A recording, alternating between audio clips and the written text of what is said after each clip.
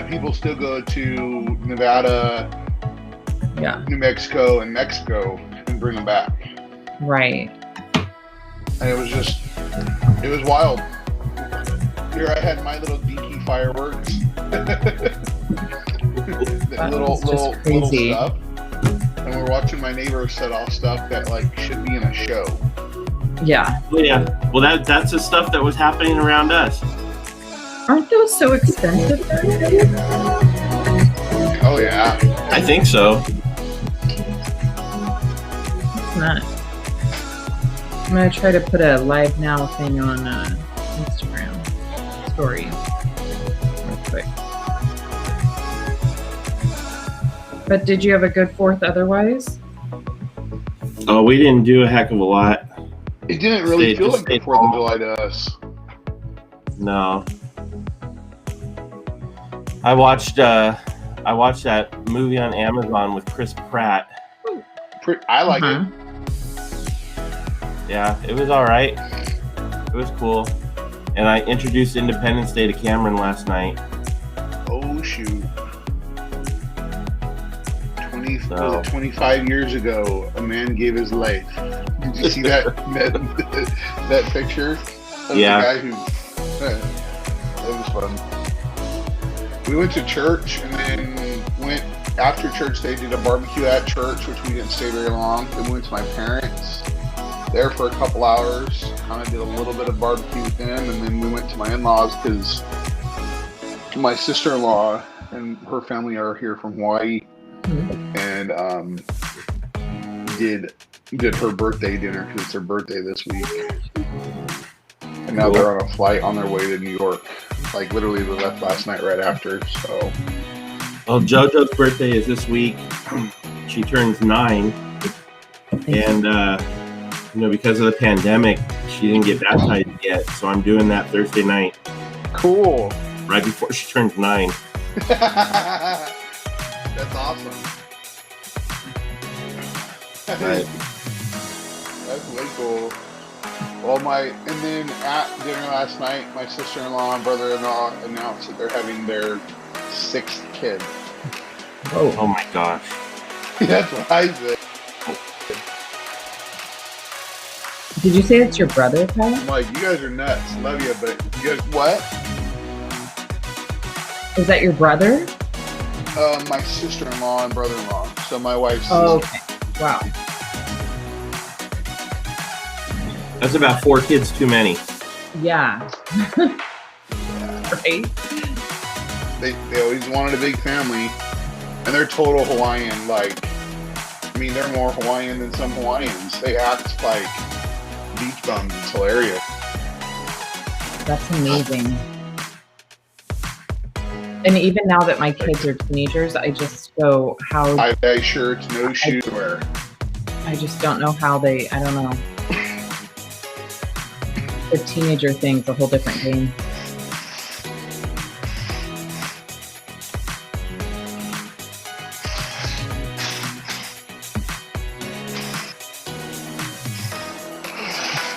Well, I think there are a lot of people still sleeping. There's a couple on.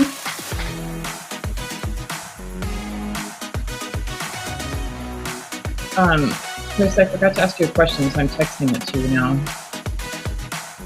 Okay.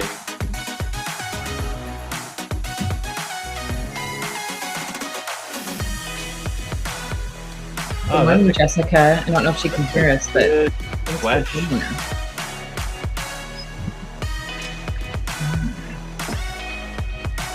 I got my coffee. We're good. We're good. Thanks, Mike. That was close. Close to disaster. It's a good thing he was home today. Can you imagine if I would have had to drive somewhere else? I wouldn't have had time. I don't have time for that. All right, guys, you're live. Cool. Good morning, everybody. It is bright and early, the day after the 4th of July. I think that we all accounted for the fact that we're not hard partiers and wouldn't be up late But then as we found out, everybody else was up late and had things that go boom. So not a whole lot of sleep was had by the three of us. So, but we're good now because Sydney has her coffee. I just got my coffee delivery, so we're gonna be good. Give me 5 minutes. It's gonna kick in. Well, welcome to Bead Maker and Coffee here on July 5th. Great weekend. We celebrated our. I had a good time with my family. How about you, Sydney? You guys do anything special this weekend? It was good. Yeah, it was good. The weekend itself was fairly calm. And then yesterday, my little town that I live in, Hidden Springs, has a 4th of July parade. And it's just the classic old small town, you know, all the kids decorate their bikes and stuff like that. And so since my kids don't do that anymore because they're too old, apparently, I volunteered to be one of the road closures, so I got to just watch the whole parade go by. So that was kind of cool.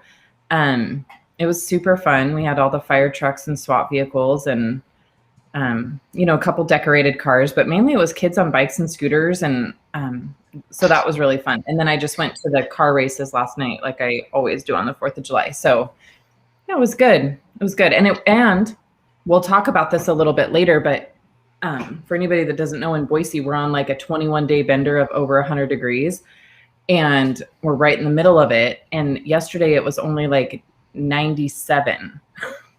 And when it got down to 93 at like 10, it actually felt a little bit cool. So we were thankful that somehow that ended up the coolest day. So yeah, it wasn't too hot out here. I mean, it still was in the high 80s, but it felt nicer than previous days.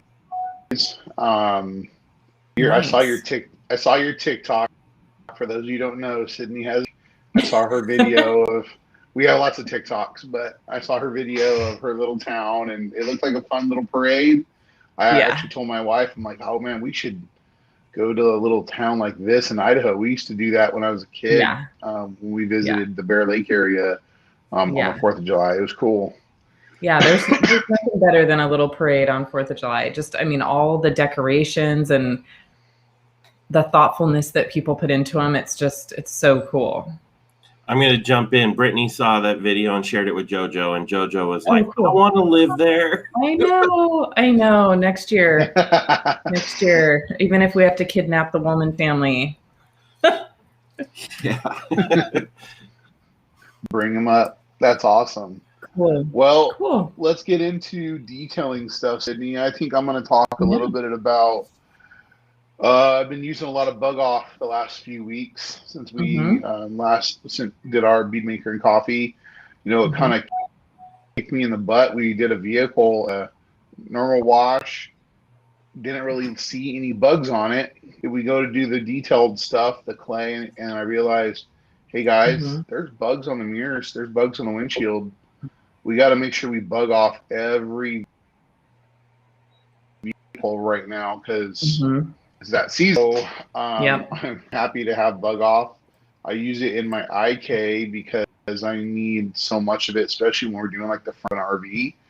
And I've been using it a lot. So if you're not using bug off to kind of like pre-treat put it on a brush or whatever you're doing for windshields, but for mirrors, windshields, grills, headlights, bumpers, that's one thing that stood out to me the last week that I needed to step up and use a lot more of on every vehicle this summer. Yep. And I like bug off in the IK too. I feel like it kind of atomizes it a little bit. I use it in the Pro or in the Multi, and I noticed that it kind of holds on to that area a little bit longer rather than just dripping down.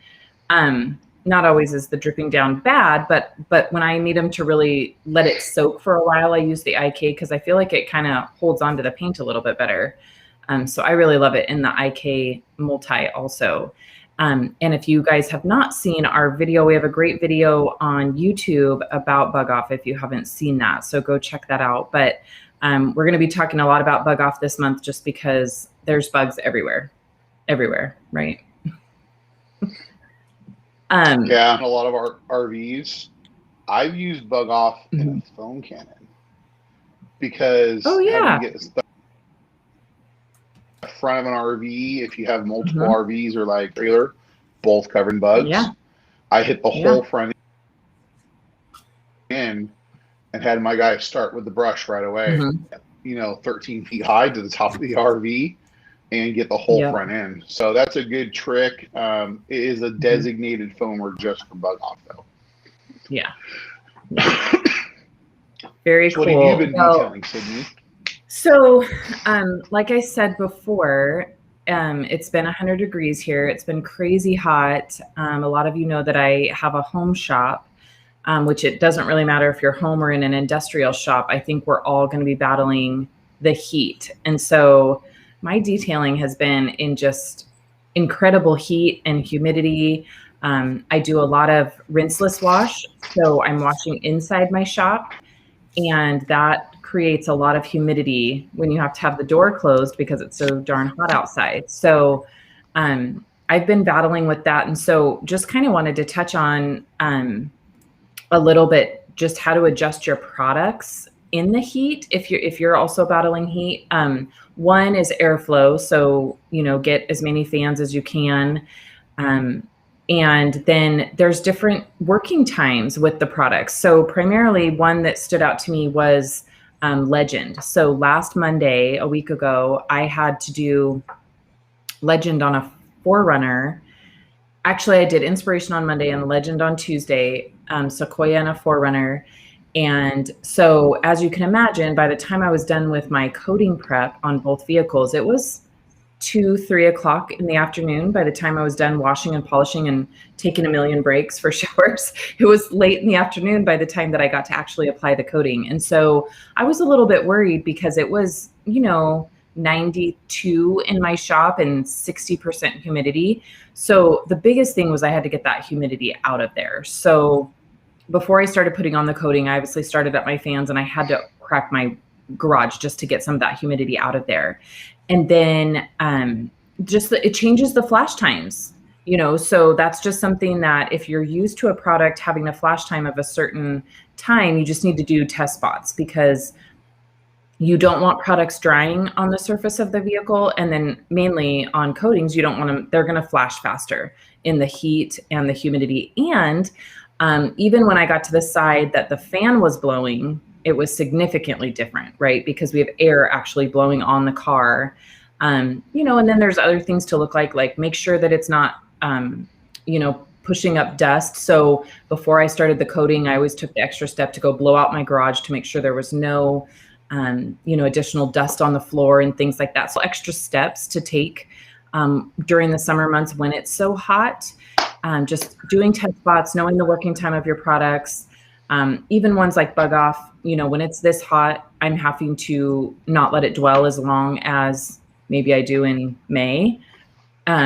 So that's kind of been my battle this week, but it's been good because I've been kind of on top of it and learning about the different, ways that the products react to the heat and things like that. Legend was phenomenal. So definitely that was really cool to see that it was still so user-friendly, even in extreme heat. It definitely changed the working time, but it was absolutely doable and it turned out fantastic. And I had one tiny high spot that was no bigger than a dime on the whole entire vehicle. So that was awesome. So that's kind of been my week, has been managing the heat and managing staying alive, detailing in the heat. So that was my week. I did finally buy an air conditioner and that's made life a little bit better, but it's still always going to be, the next couple of weeks are going to be monitoring the heat and the humidity. It's been hot. Yeah. It's made things difficult, but being mobile, I've figured out how to get through it. Some of those jobs you just got to turn down and not do, but some of them you got to pull them inside. All right, so what's going on at PNS? That's what we always talk about next. Yeah. There's a lot going on. Yeah, there's a lot going on. So we let's see. We've got our training center up and going. I know we talk about that, but it's kind of a big deal back at PNS headquarters. Lots of training classes coming through. Chris might be able to jump in here too with what the next available dates are. I know we've sold out for a couple. So that's kind of rocking and rolling, good times. I'm sorry, we could jump in real quick. I could tell people that we're looking in. Tell them and where to find. So here, I'll jump on. So guys, for training, if you know somebody or if you're interested in training yourself with PNS up in Hayward, we're looking at September dates right now. Limited availability in September. About half the detailing class is still open, but the ceramic coating class is almost gone. And so that's filling up quick. But if you want to find out more information about that, there's two ways to do that. You can either reach out to me directly, which is chris@detailingsuccess.com, or you could also just go to the PNS Facebook page and look under the events tab on the Facebook page, and you should see everything listed there. Mm-hmm. Very cool. Cool. That kind of covers that. But yeah, it's been filling up, and PNS has even actually been adding dates too to accommodate for it. It seems to be the norm right now with training in the industry. It's all getting very busy. Mm-hmm. Yeah. So that's cool. And you might want to stay on for this next one. And then we have a couple exciting projects coming up. One that we aren't sharing too many details about yet, but want to mention it, that is super exciting, is the Air Force One project. So it's going to look a little bit different this year, but it is happening, and we are super excited about that. And do you want to add anything with that, Chris or Kyle? I could just jump in a little bit. It is happening. We're not quite announcing the dates just yet, but it's right around the corner. Mm-hmm. And it's a little bit smaller deal, this time around. Usually we go and take care of Air Force One and about 16 other planes up at the Museum of Flight with a team of 60 detailers. Mm-hmm. Because of COVID this year, it's backing off a little bit. We have a team of 20 going out there. We're going to focus on 2 planes only, which is Air Force One and the B-29. Mm-hmm. And it almost wasn't going to happen because the museum's budget was hit hard, and everything else. But one of the benefactors at the museum stepped up to make it happen, and pretty much demanded that we come out to at least work on those 2 planes. So we dropped everything to put together a team last minute, and we're working on it. Cool. Awesome. So stay tuned for information with that. That's going to be super excited. Kyle, do you have something? Yeah. So when we do the project, when this super secret project takes place, we're going to do probably a special edition Bead Maker and Coffee. And it probably won't be a normal time because of working hours. And so we'll make that announcement when it'll happen.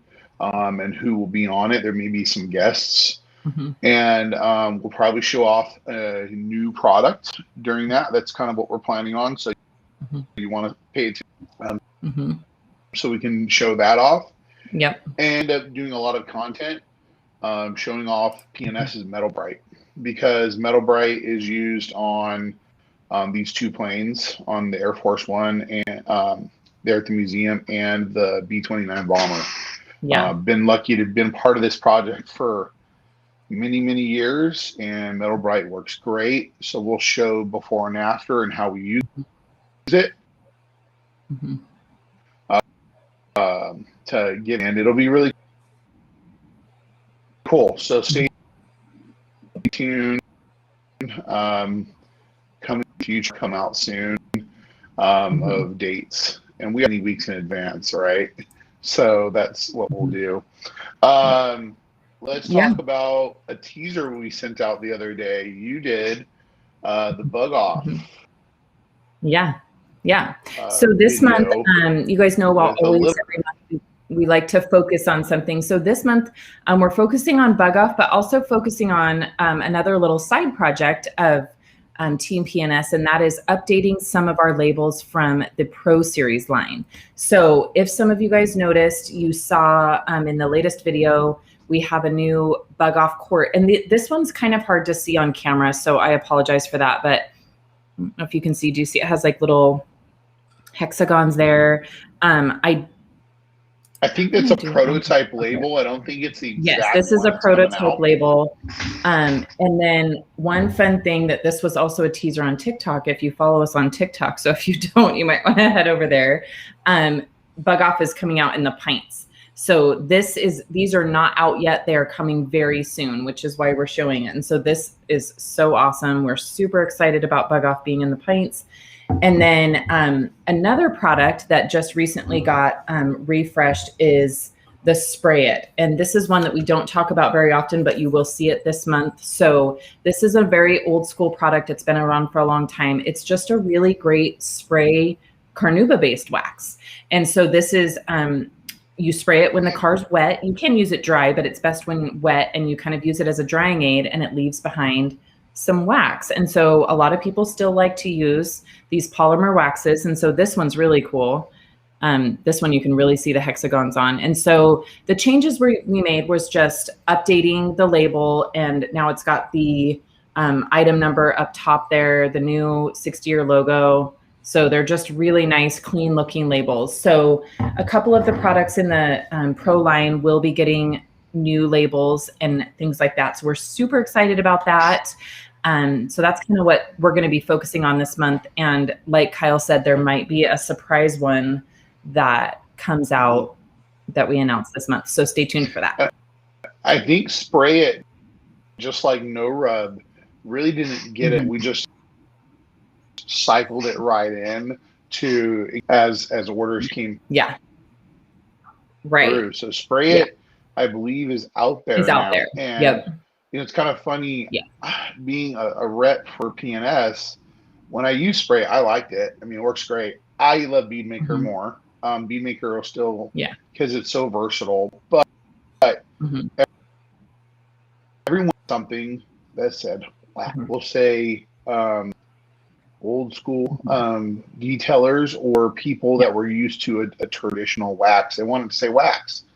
And Bead Maker is not a wax because it's not carnauba based. It doesn't have wax in it. Those types of. So it's been a huge hit with those people that want the word wax. Even though I think Bead Maker, and I know Bead Maker is going to be a little bit better protection. Spray It does leave behind a nice shine and protect. A couple of questions about what we just talked about. So let's address this one first. Is the Bead Maker in the pint ready to use? So the Bead Maker in the pint is Bug Off as you would get it in a gallon. Yes. We didn't dilute them at all. Right. Bug Off can be used right out of the gallon, and Bug Off can be diluted. I dilute it when I put it in my IK. But if I had a pint, you know, if I'm on the road and I want to get some bugs off the front of my car, I'll probably use Bug Off, scrub it, and then use a little like Epic to clean that. It's kind of my waterless wash. So no, Bug Off is used, but it's not diluted like it's not the diluted, pints of glass cleaner of our True or our Dynamic. We didn't dilute it down. Right. So the only thing you need to be concerned about off. I always rinse a car off before I use Bug Off. But more be careful on the windshield. Put it on a bug scrubber first. You never just want to spray it on a hot surface. That's all.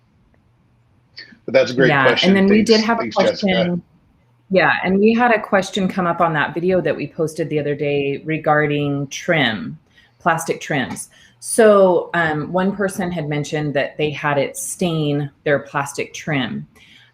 So if the vehicle you're working on is really old and that trim is already in bad shape, like Kyle said, just make sure you wet it down really well first. Don't use it on dry because any product that you use on that trim, you know, Bug Off, an all-purpose cleaner, wheel, anything that you use is likely going to stain that trim. So just make sure that it's wet prior, or like how we put it on the windows, spray it on the bug remover applicator first, and then do the front of the car if the trim's in bad condition. I've never had a problem with trim, and I would say that most of the vehicles that I'm doing are, the trim's in pretty good condition.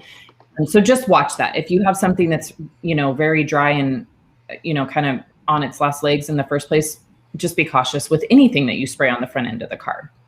But definitely for sure on bug off. But normally speaking, I've never had any issues on the black plastic trim.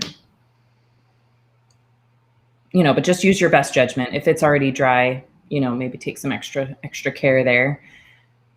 I think Kyle froze up. There. Oh, you're there. Okay. Sorry, I'm getting my guys ready for work. Get this done. So, Chris, I think we're still going to need to skip that one. You're gonna need to skip that one? Yeah. I don't know what this person's talking about. Yeah, me either. We're going to have to skip that one. We don't know. All right. Okay, so Jeff C says, when wiping off Legend, which towels do you use, and do you prefer 2 or 3 towels? 3 towels. Kyle, how about you? 3 towels. I always do 3. I don't care what coating it is. Maybe sole. I get away with using less towels, but I always want to use 3 towels. I've just, over the years, got a little cocky a few times and thought, I can do this in 2 towels, and then I had to fix a high spot or a smudge. And so 3 towels just ensures quality. What kind of towels do you like? That was another question. What are your favorite towels for this? So for Legend, I like, honestly, I like the 300s, the edgeless 300s. I've used the 365s too, but I actually prefer a little bit lower pile. So I generally use a 300, the edgeless 300 from the Rag Company. I'll use that as my first towel. And then my second towel, I'm really liking the Creature. And I know Levi likes Creature as his first towel, but I'm liking it as the second towel.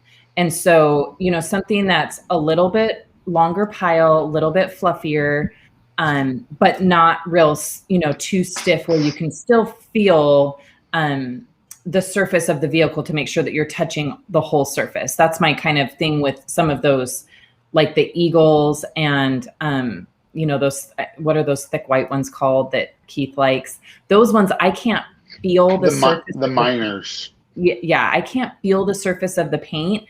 And so it makes me nervous that I'm leaving behind high spots. So I love the Creature for the second towel. That one's been going really, really well. So I think no matter if you use the Creature first or second, that's a great towel to pair with Legend. And I also do, I would say more like 2.5 towels. Because I, have a lot of time, I'm in my shop, I'm alone, I don't have to worry quite as much about high spots, but I would still say that half towel, because my answer would have been 2, but yes, I do always go back over the whole car with a third towel, after the fact, just to kind of double check, make sure there's nothing left. So I guess my official answer would be 3, but I would have said 2, but I do probably use 3. So what's your favorite towels? Since you introduced me to the edgeless 350, I really like that towel. Before that, I've always been a lower pile, and a lot of detailers use them because they're cheap and easy to throw away. But I've used the Costco towel in the past, and I had good results. But I do like how the 350 just lays it down. It feels smoother in your hand. You don't have a tag to rip off. Right. It's just a better quality. Yeah. And I got the yellow ones anyways. So it was kind of like, the same feel, just a different color. Yeah. I Slightly like the different color. I definitely like the edge for sure. I have no scientific data to say that the edge drags through the coating, but for some reason in my head, I feel like it does. All right. So ceramic certification for Legend in NorCal, ? Yes. I believe that Prentice is doing the certification for the other coatings, which should include the Legend. It is not the same as the testing that we've been doing in Southern California. As far as Rennie, Chris, and I have been doing a Legend verification. The reason why is because during apprentice's class, you already are doing all the polishing anyways. But for the legend verification that we've been kind of, what would you say, Chris? We've been testing it out. Yeah. Seeing how it goes with small groups, where it's more of a, you show us that you polish, that you have the problem, and then we do a light demo on legend, and then we walk you through it a little coaching, not really a training, and then we let you go, and let you coat something. So it's a little bit different, but yes, Northern California is doing certifications. And yeah, we touched on a little bit earlier. Legend is a part of it. Yeah, we touched on a little earlier with the training classes, but the ceramic coating class in Northern California at PNS headquarters in Hayward, I believe the class is $495 is the cost, and you run through the entire PNS ceramic coating line, including the fabric protectant and everything. So you learn how to use all of it. And when you walk out of there, not only do you get a certificate for everything you did, but you get a whole kit of one of everything from the coating line. So, it's a pretty good class. Prentice teaches it. He does only 4 students in the coating class, so he keeps it small so that the experience is really good for everybody. And there you go. And just like before, you can find information on the PNS Facebook page on the event section. Hey, Chris, what shirt are you wearing today? Yeah. It is a Ferrari. It's a Ferrari. Is that like the white? Is that like the white, like the number on this side? Is that what that is? I think grill. Yeah, I think it is. The meatball. Cool. Yeah. Yeah. This is I believe it's a 250 GTO. The most expensive public sale of any car was one of these at $70 million that they know of. So one of these sold for $70 million, and it was the owner of the WeatherTech floor mat company that bought it.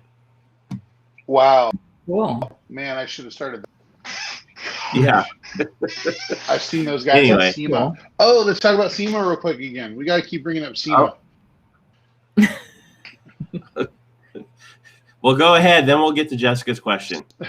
So Sydney and I have been working on SEMA stuff with Bob. We got really cool stuff planned. We're really excited because SEMA is going to be in the new West Hall and all the detailing stuff.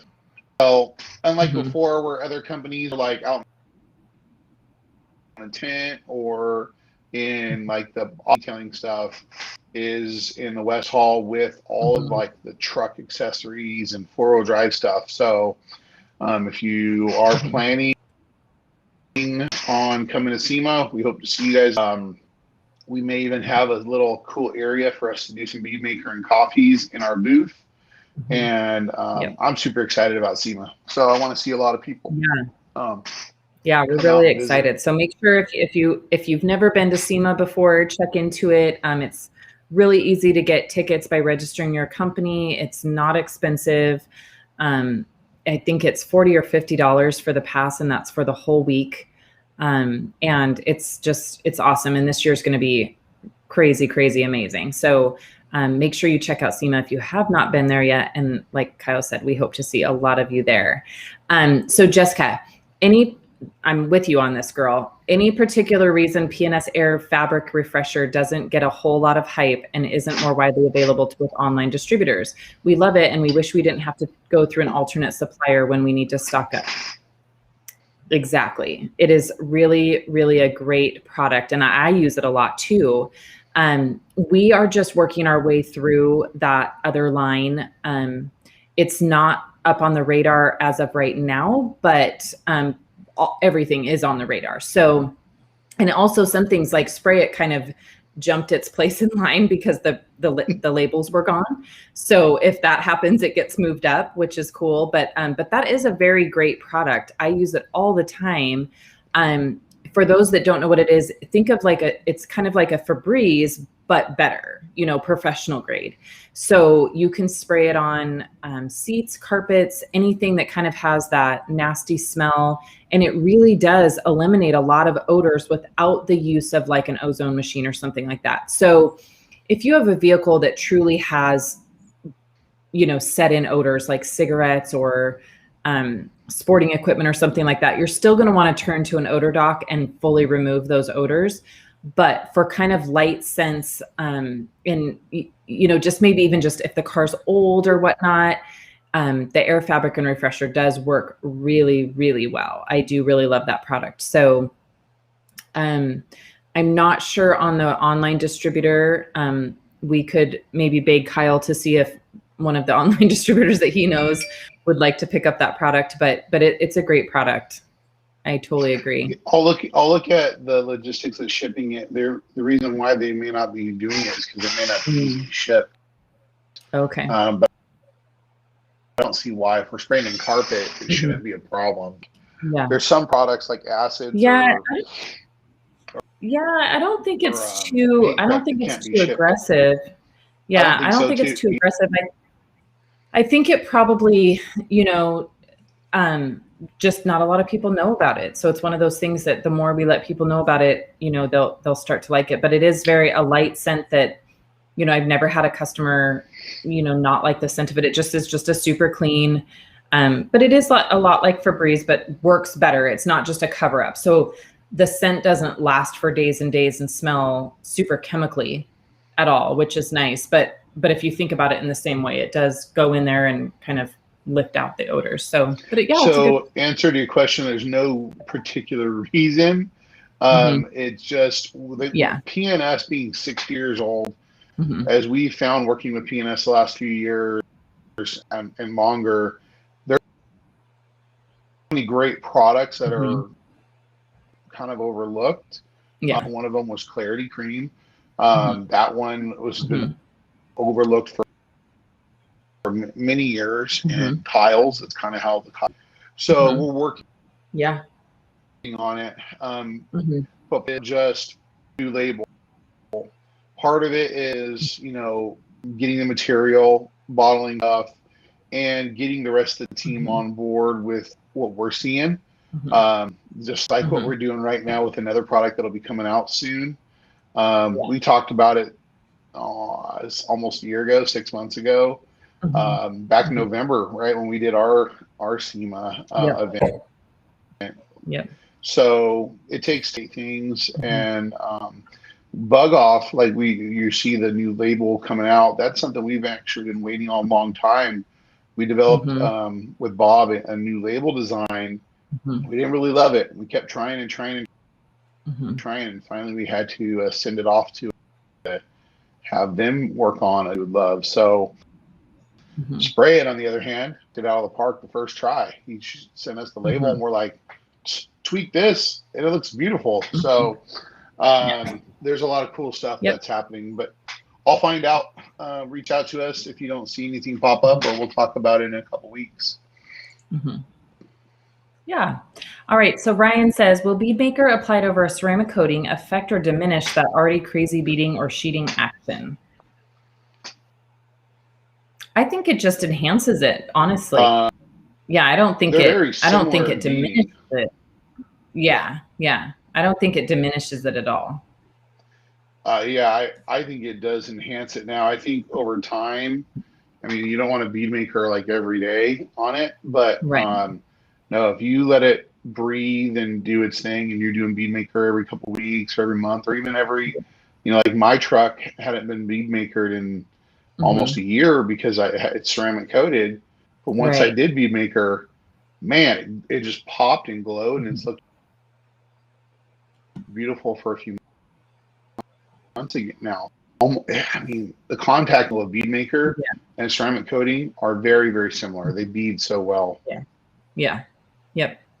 Yep. So no worries there. It'll go over great.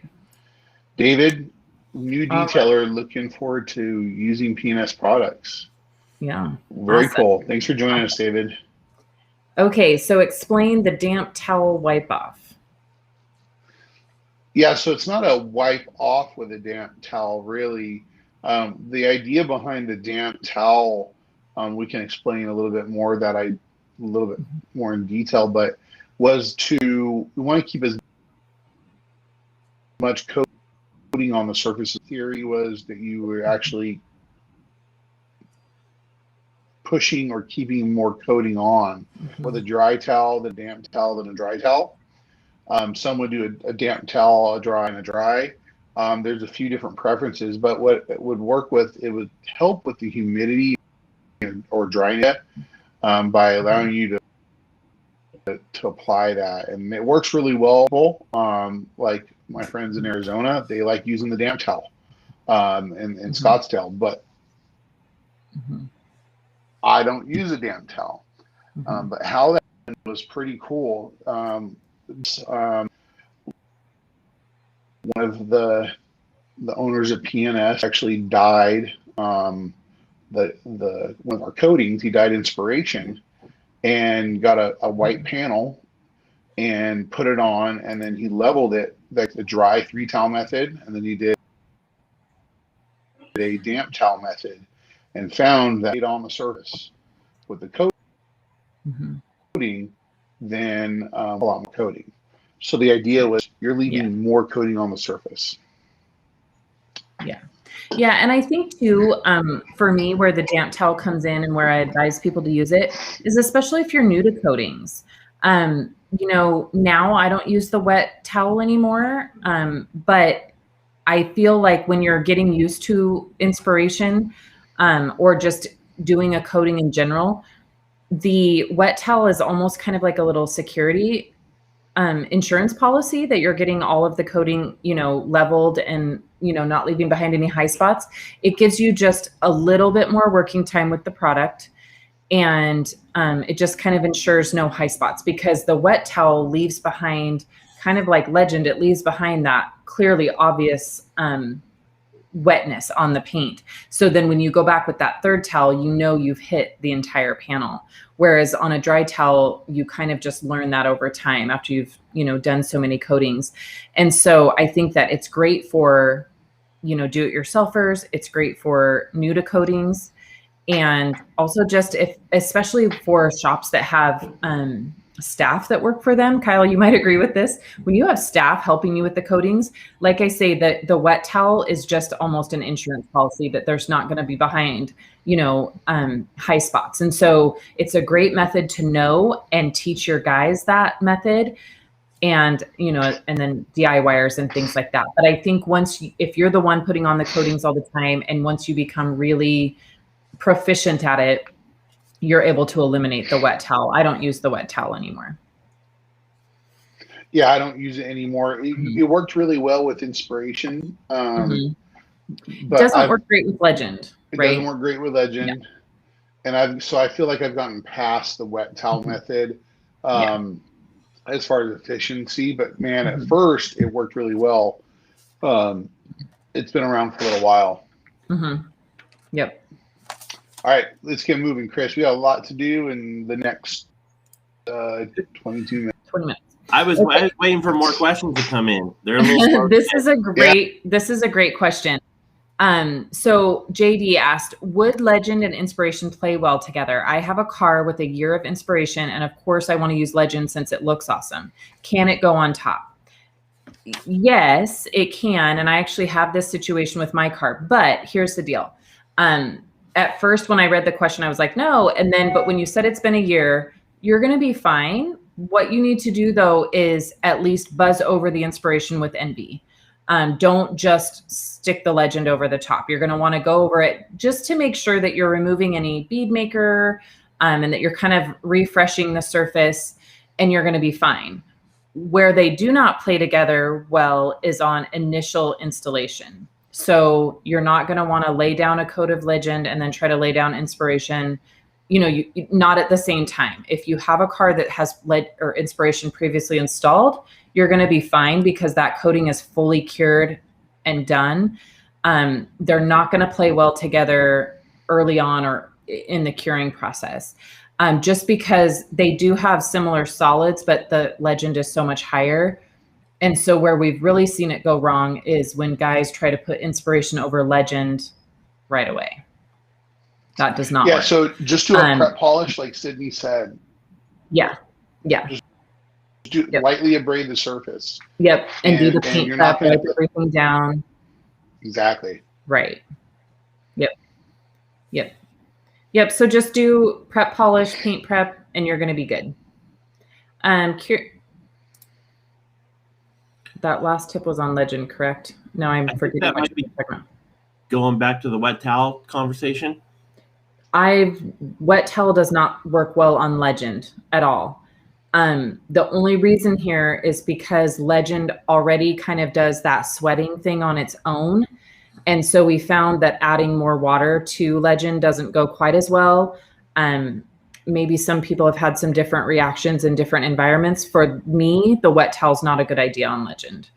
So no, the wet towel is primarily for use in inspiration. Yeah. Well, the reason why, if you don't dry a car fully before you do the coating, if you're coating and you get a drip of water out of like the door handle or like the corner of a mirror, and you coat through that coating, you better level it right away, because for some reason moisture actually activates legend faster, and you'll leave a high spot smudge. So make sure the vehicle's completely dry.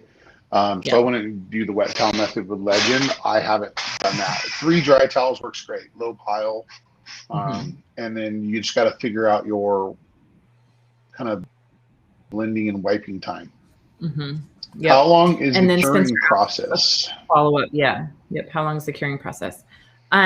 So it's probably 3 to 7 days. I always say 7 days just so that we know, because again, environments, temperature, all of that is going to factor in to the curing process. If the car's parked outside in the sun while the person's at work every day, that coating is going to cure a lot faster than a show car that's stuck in a garage somewhere. So there's not really a blanket answer for this. So I always just say 7 days, no matter what, even for the car that's parked outside, even though that one's most likely cured in 3 days, just because of the UV light. But so I always use just 7 days as a guideline. There's going to be a lot of vehicles that are fully cured prior to that, but we just go with the longest. Is that what you do, Kyle? Yeah, so what I like to tell, I kind of think of it as multiple steps in the curing. So a few hours after the coating is done, the customer can take it home. As long as we don't have any, wet weather, which California is dry as can be right now, so we're not worried about rain. And so, the first curing, then you're about 3 or 4 days in. It as normal. If you go through a tiny little puddle, it's not going to be a problem. The top layer is cured enough, and you should be fine. But it's like, okay, it's cured enough that I can wash it. It's cured enough that I can wipe it down. Do a rinseless wash, or something like that. So kind of think it as a 3 steps to the final cure. And if the weather's nice, we're done finishing coating, I love to pull it outside, turn the vehicle around in the sun, double check it for any smudges, high spots you may see, and let it cure a little bit before the customer would take it, or before I would leave their home. And we want to get a good curing, especially on the top surfaces, because that's where we always have one got it wet, or some other contaminant fell on the vehicle. So the faster that cures, the better. And it's not just the heat from the sun; it's also the UV that helps cure it. Yep. Hey, Chris, do we want to go back to the very beginning? There was a comment left that I wanted to touch on just because it's relative right now with all this heat. It was the one about... It must have been this one. Paint gloss over... Oh, well, that's one. Yeah, the bug off video. You looking fire. Yeah, that was pre-COVID. So the bug off video is great, but a comment right before that though about the dusting on Bead Maker with the paint gloss, it was right after we started, and they just mentioned that excellent trick in taking the charge off the surface after applying Bead Maker to lower the dusting. So I typically, when this dusting issue comes up, I always kind of giggle to myself because I don't really have that issue. I don't see the issue, but I know exactly what's causing it, and I can force the issue to happen. So it's obviously if I spray Bead Maker on a vehicle and let it go right away, or if I drive the customer's car home, yeah, there's dust on it. I think there probably would be anyway, but I would agree that it does attract it a little bit more, especially on the back windshield. So when we were at SEMA in Big Bear, when we did our little SEMA excursion last November, we talked about, and we did a great video on just tips and tricks of Bead Maker. And one of mine was to wipe down the car. If you don't have that ample curing time for Bead Maker after you apply it, or if you live in a really dry, staticky area, you can wipe down the car with paint gloss, because paint gloss is an anti-static, and Bead Maker does have a positive charge. And so we think that that's where the dusting issue is coming from, is this positive charge of Bead Maker coupled with the long pile towels that everyone likes to use. It kind of creates that perfect electric charge. So, and then that's pulling in the dust. So if you use paint gloss right over Bead Maker, wait 10, 15 minutes after you've applied Bead Maker and just spray it down quickly with paint gloss. Paint gloss adds that anti-static, so then it cuts down on the dusting issue. So this does really work, and I have noticed it in the last 2 weeks because it is very dry here right now. I live in the desert, and there's a lot of dust on cars. And so I definitely noticed that the paint gloss helps cut that down. And also dust cleans it up too, which is nice. So if you have not seen that video or haven't tried that experiment yet, do, because it does really, really help. And so it's one of those things, I don't have to wipe down every car with paint gloss all year long. It's just certain times, like in the spring when the pollen's out crazy, if I have to release a car too early, if I do my own car and have to drive it right after I've washed it. I normally try to wash my car at night so that if I do use Bead Maker, it has all night to cure. So, there's just certain times that I have to throw that in, but I don't have to do paint gloss every single time. Just if I'm doing something against the best recommendations of Bead Maker. So yeah, that's great. If you haven't checked that out, do. Looks like we have a lot of hellos. We got Spencer and Luis from Puerto Rico, David. So thank you guys for joining us today and all your good questions so far. Man, Sydney, we got other things coming up too we need to talk about. So we didn't talk about McCall's. That's in like a month. Yeah. That's what I wanted to bring up. So Sydney and I are kind of Bob and Keith don't know this yet, but we're planning on doing our Bead Maker and coffee from PNS of the McCall's. So so we'll be there to do that. For those of you who don't know, the McCall's that we talk about is the McCall's Motorworks Revival, and PNS is the official detail team for the McCall's. And we get to go up there and clean up very rare classic Ferraris and Porsches and one-of-a-kind cars, all the way to brand new exotics and hypercars. And what's past a hypercar now, Chris? Because some of these things are like a galactic car. I have no idea what they call them anymore. I don't think there's anything past a hypercar yet. I don't know. It's supercars and now the hypercars. I don't know. They're cars that cost more than hypercars. Yeah. Oh, there's. Well, as your amateur producer here, I'm gonna encourage you that if you're gonna do Bead Maker and coffee from there, we need to make sure we have good Wi-Fi. Yeah, we actually, that's the first thing we brought up. So do we have Wi-Fi in the training center? Because I think we'll probably do there and also McCall's and show everyone those cool cars. Spencer says they're spaceships. They're spaceships, spaceship cars. That's Some of these cars I've been able to work on, I've only seen in movies, like literally. Years ago, I got to touch like the prototype and work on the Lycan Hypersport there at McCall's. I've only seen that in Fast and the Furious. It's pretty cool stuff. So we get to go there and prep the cars and get them ready for the big show, like kind of the kickoff for Monterey Car Week. So that's happening in August. And we'll be there. Both Kyle and I are on the team, and so you'll see a lot more coverage this year than in the years past at this event. Just because we're super excited to be there, and so we'll make sure that we share lots of stories, come on live. So you'll want to hang out with us that week. That's going to be super, super awesome. So we're so excited. I think we leave in just a little over a month for that project. I can't wait. Yeah, I remember. We worked together on the project in last year on it, doing stuff because of that thing, that happened last year.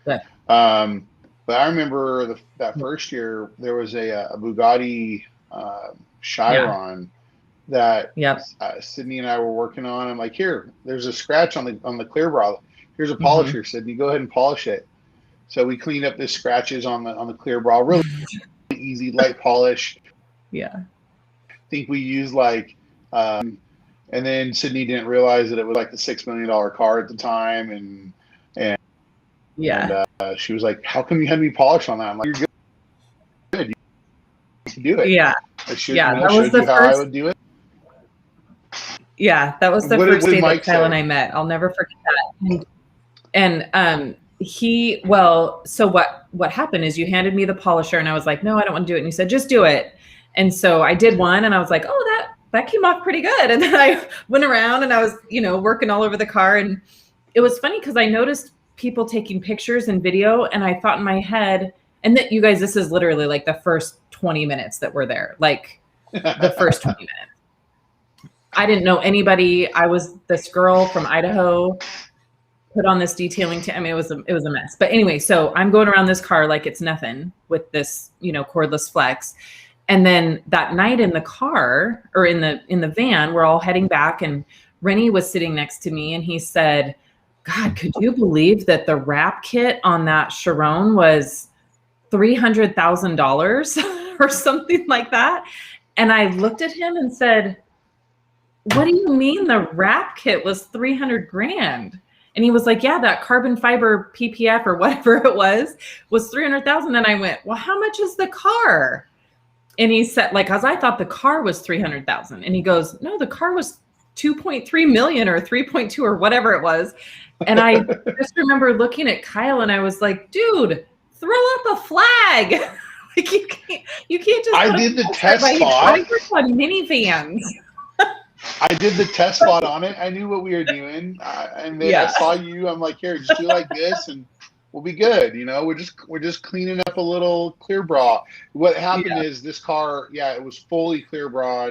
I don't know if it was $300,000 for the clear bra. That's crazy, but I could definitely see $30,000.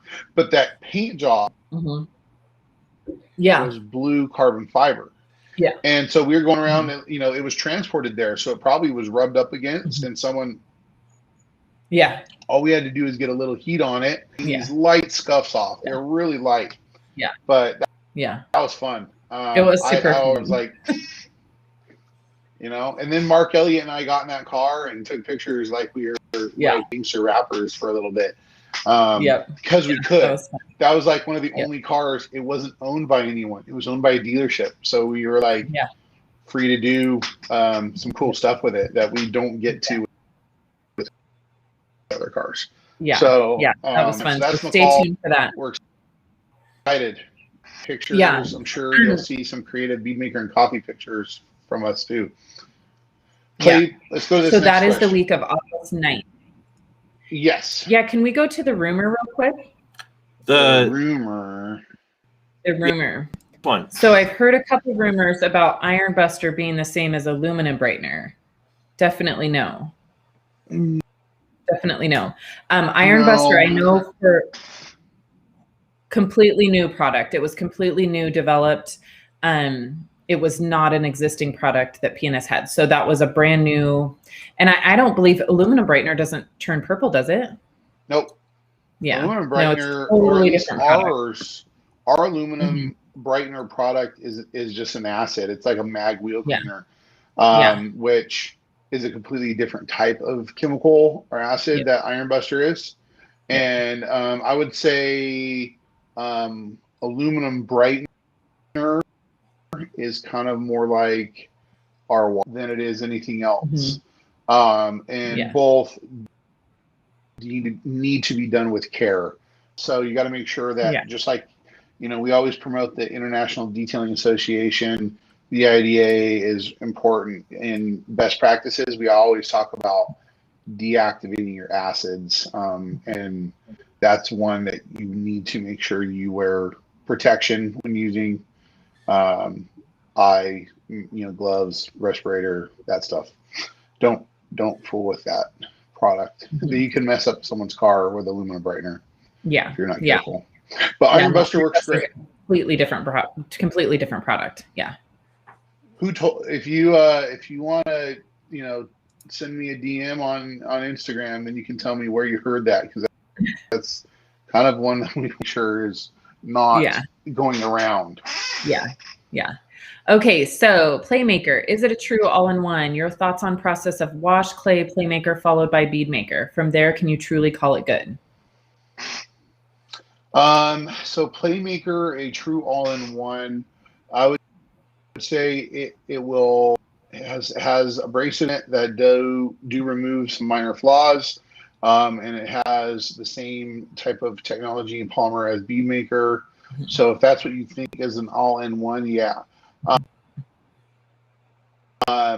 there are other brands that have some similar to Playmaker. It hits that same mark. I honestly, an all-in-one for me, doing this for 22 years, I used to use more like a cleaner wax as an all-in-one, like ultra coat polish. And so both of them work well for cut and protection, or light cut and protection. Yes, you can put. I think that's kind of my feeling too. Yeah, you absolutely can. There's definitely that process. It works. The part that I get a little bit nervous about is where you say, can you truly call it good? Like, what do we mean for good? The protection level is going to be quite a bit less than if you do it the way that Kyle and I do, which is we just generally use a cleaner wax or a polish and then put down bead maker, because then bead maker is cross-linking with the paint. If you put Playmaker on there, the bead maker is not the first thing touching the paint, if that makes sense. So you're not going to get as good of a bond with the bead maker on top of Playmaker. It's going to look great. It's going to be great for probably a couple weeks to a couple months at the most. But for me, if I'm going to be doing, I don't really do for my customers what you would call an all-in-one, but I would call that a one-step. And so my one-step for a customer, one-step wax, polish and wax is what in the customer's mind it is. So I like to just do a polish because I get quite a bit more correction than an all-in-one. And then I've got a lot cleaner paint. And then I'm a huge fan of bead maker. So then I lay down a good coat of bead maker, and I know that car is protected for a good couple months, like truly protected. So for me, calling it good is just, a little bit, it's the same amount of time and effort on my part, but I know that the paint is getting a little bit more correction, a little bit cleaner, and a little bit stronger bond from bead maker. So you can certainly do that. Just know that it's more of a temporary calling it good. Yeah, so I look at Playmaker, just like Playmaker is kind of like my 2 paths over it, wiped it, cleaned up the paint, go, right? Someone who's not going to pay for what I would call more of a one-step. Because a one-step for me is going to be more like 6 passes, 2 heavy, 2 medium, 2 light, with a probably a little bit more dense pad, and I'm going for a little bit more correction. But the price point for me is double or even more than just what I'm going to do with a quick buzz of Playmaker. Playmaker, I'll do the whole car in, 45 minutes, maybe even less. One step, it's going to take me 2 hours or 3 hours to do that. So the price point will be the amount of protection on the one step. I'm going to be using Bead Maker on top of it. When I use Playmaker, it's just Playmaker. So it should fit your and services, what you're providing. If you're more of an express service, Playmaker is the way to go. If you're more of a little bit more detailed and trying to refine the paint in a one step, then you're going to get $400 or $500 for it. One step with a wax.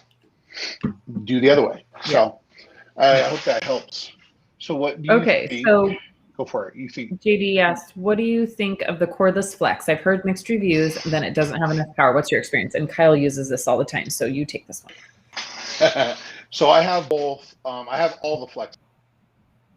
I'll say that. I have all the flex polishes. The original 3401. I have the new XCE corded. I have the new XFE cordless versions, both. The XFE, I'll start with that one, which is a great polisher for applying a wax, doing light cleaning, polishing. It's not a paint correction tool. That will stall. The XCE, which is the forced rotation battery powered unit, it doesn't have much power as the 3401 or the corded is right. But it's still enough to get the job done. It would take me longer to do a whole vehicle with the cordless polisher, but I don't use it for the whole vehicle. I use it for when a customer has a scratch, it's not just the roof of the car. Even though I'm polishing the whole vehicle, I'll have one of my guys grab the cordless because he's not dragging a cord up and over the side of the vehicle or over shoulder. Or, when we climb on top of a motorhome to polish the paint, either on the top cap or the rear cap, grab the cordless and pray that they don't drop it because that'd be really bad. But it doesn't seem exact power. So if you think you're going to be polishing an entire vehicle with the cordless, you may want to look into a corded unit. It just has a little bit more power, a little bit more speed. If you want to use it for those spot fixes, quick fixes, that's where it's money. That's where it's a time saver. It's efficient. It's just another one of those, brushes in your bag of tricks. So I do like it. I like the XCE better. Yep. Cool. How about Tim's question, Chris? Speaking of all-in-ones, I find on white vehicles I like buff tone, and then I use Bead Maker. Yeah, that works. That's awesome. Yeah, great. You just gotta work the buff tone or less of it. Yep. It'll clean. It'll leave a little bit of protection behind, but buff tone can be harder to wipe off if you don't cycle it just a little bit longer. Yeah. Yep. But the results are worth it. Yeah, I love buff tone. All right, Spencer back with, have you guys had any experience with Inspiration fabric coating protectant? Yes, absolutely. Yeah. I use it a lot, but I use it for probably more non-traditional things. I find that I use it more on household items like backpacks, shoes. I do all of my family's shoes. Every time somebody gets a new pair of shoes, they're not allowed to wear them for 2 days. So I love it on that kind of stuff. You can put it on purses, handbags, things like that, especially the backpacks. For anybody that's a parent and has kids in junior high or above, they have to have these like $100 backpacks. And so I definitely use it on all the Jam Sports, all the backpacks for sure. But then, yes, I absolutely use it in my detail business. So on carpeting, all of the, if there's fabric seats, I don't see too many fabric seats nowadays, but fabric seats. And then one big one that we get questions about all the time is the Alcantara or microfiber seats. I do use it on that all the time, and I've had really good success with that. It's just the application is a little bit different. I always spray it on an applicator and apply it in one direction in even motions, and then go back about an hour later and put on a second coat is the only difference there. But otherwise, I think we have a couple application videos on our YouTube, but super easy, straightforward. Biggest thing is wipe off of the overspray from surrounding areas. That's kind of the only thing that would be kind of crazy. And, but yeah, I use it all the time. And yes, Spencer, on convertible tops, awesome on convertible tops. But again, watch your overspray on the windshield and the paint. It will cure. So just make sure. Yeah, if you're going to do a convertible top, I would just go buy plastic from, and just cover the paint. It looks really professional when you do that for your customers, that you're taking the time to do that, but you just want to make sure that you're not, getting it all over, even going as far as to, a lot of convertibles have the rear window. Sometimes it's like a plastic, sometimes it's glass. Just don't get it on that either. It's an upsell for me. It really is. I try, and it works good from floor mats and carpets. I put it on leather, but to help keep those clean and keep water from going down in there. But really, it shines on the upholstery. Yeah, Spencer, go check out our YouTube channel, the PS Detail Products.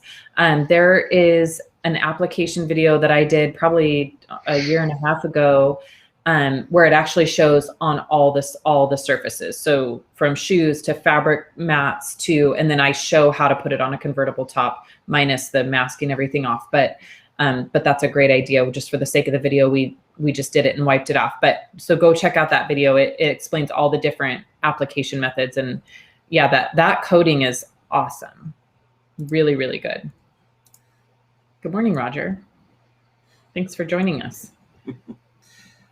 Roger's in Wyoming. Oh, cool. So. Nice. Morning. That's what we've been forgetting to ask people where they're at. We like to know where people are at. Oh yeah, we got to remind people of that at the beginning. We talked about that last time. Yep. Awesome. Well, it looks like we are starting to wrap it up with questions. Everyone's put in a bunch of really good questions today, and thanks for joining us on this day after the 4th of July. We want to keep it consistent and continue to bring it. So even though we thought about moving it, we're like, no, we got to keep it every other week. That's what we're going to try and do, just because there are so many questions coming in on our Instagram and our Facebook. We want to make sure that we give you guys the opportunity to ask those live. If you do have questions or suggestions, please head over to our Instagram, PS Detail Products, and send them there. Sydney and I are the ones usually posting there, and we do Hiram. Happy 5th of July. Just froze for a second. Is your coffee kicking? You look happy. No. hey, we gotta give a shout. We gotta give a shout out to Hiram. That cool picture of the bead maker with the sparklers in the background. Those sparklers came from him. He gave them last time I saw him up in Big Bear. That's awesome. That's awesome. Thanks, Hiram. That made a great video. Thanks, man. That was awesome. I actually think I used some that you gave me too yesterday. I gave my kids. That's funny. They played with them. They had more fun with them while we were watching our neighbors, shoot mortars into the air and set car alarms off. That's funny. Uni must have used hers too. I saw a picture where she was setting them off and she tagged Hiram, so that those must have been from him too. That's nice. He's like a dealer. Yeah, Hiram. You're a sparkler dealer. That's funny. Very cool. All right. Well, everybody have an awesome rest of your day. Hopefully some of you have the day off. I know I did take the day off, so I might go back to bed, but thanks for everybody for joining us. This was great. I'm glad that we all got up early and did the bead maker and coffee, answered some questions. It's going to be an awesome day. I'm going to go try to stay cool. Yeah, I'm jealous to get to go back to sleep. I got to go back to work. Oh, who are we kidding? I'm not going to go back to sleep. I got to go hunt down. Sounded good.